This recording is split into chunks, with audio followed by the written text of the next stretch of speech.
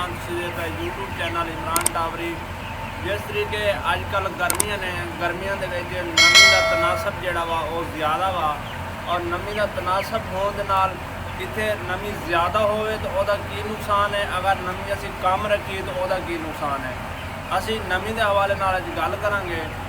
जिस तरीके नमी ज़्यादा होवे तो उहदे विच की चूज़ा महसूस करता, उहदे किहड़े मसले बनते हैं। अगर नमी घट होवे तो नमी घट रखण दे नाल उहदे सानूं अजकल के दिन दे विच वो सानूं किहड़ा नुकसान हैगा।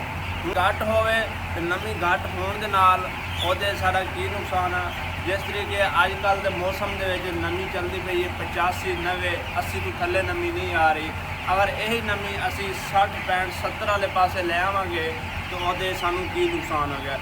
जदों तुसी नमी जिहड़ी आ वो तुसी थल्ले ले आओगे और उहदे विच ऐटोमैटिक जिहड़ा वा टैंपरेचर जिहड़ा वा वो अप होएगा। अगर टैंपरेचर साडा प्लस वाले पासे चला गया तो फिर उहदे विच सानूं जदों साडा टैंपरेचर प्लस वाले पासे चला जाना वा तो फिर उहदे सानूं की होना वा कि चूजे नूं बुखार हो सकदा वा। चूजे नूं टैंपरेचर जदों ज़्यादा देना खुश्क हवा अंदर जानी तो उहदे विच चूजे नूं बुखार हो सकदा वा।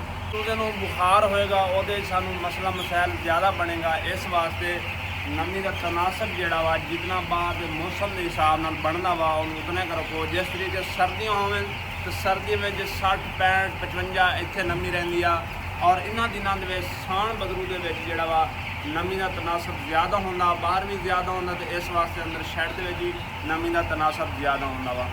अगर नमी सारी ज़्यादा होवे तो नमी ज़्यादा होने के की नुकसान ने। जदों साडी नमी ज़्यादा होवेगी उदों साडे चूजे दे विच साह दे मसले मसैल बनेंगे, साह की तंगी आएगी।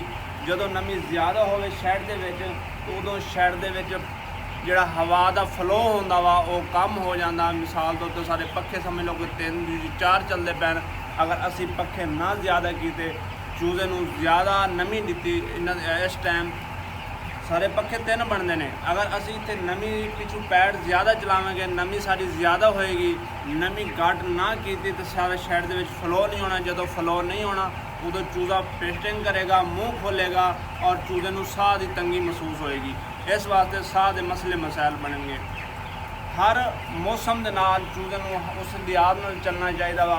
जिस तरीके सर्दियां तो सर्दियों के विच नमी साडी 55 60 65 रहिंदी आ और गर्मियां ने अजकल के मौसम के 80 तो प्लस नमी आ, 75 तो प्लस नमी आ। अगर असी 75 70 वाले पासे भी लैके आउंदे तो नमी साडी तो टैंपरेचर जिहड़ा वा साडा ज़्यादा हो जाता। इस वास्ते अजकल के मौसम के विच नमी का तनासब जिहड़ा 80 तो 85 90 हैगा और इत्थे मेनटेन रखो। जिथे इहदी नमी बनदी आ जिथे बाहर के माहौल के नाल हमेशा वेंटिलेशन जिहड़ी आ बाहर के माहौल के नाल लीती वैंदी आ कि बाहर का मौसम के नाल लीती जाती है कि बाहर की माहौल की आ और मौसम की आ उस हिसाब की चूजे की उम्र वेख के वेंटिलेशन लीती है। उम्मीद करें कि वीडियो अच्छी लगी। अगर वीडियो अच्छी लगी सारे चैनल को ज़रूर सब्सक्राइब करें और बेल आई बटन को ज़रूर दबा दें ताकि आने वाली वीडियो आप तक पहुँच रहे। तब तक के लिए अल्लाह हाफ़िज़।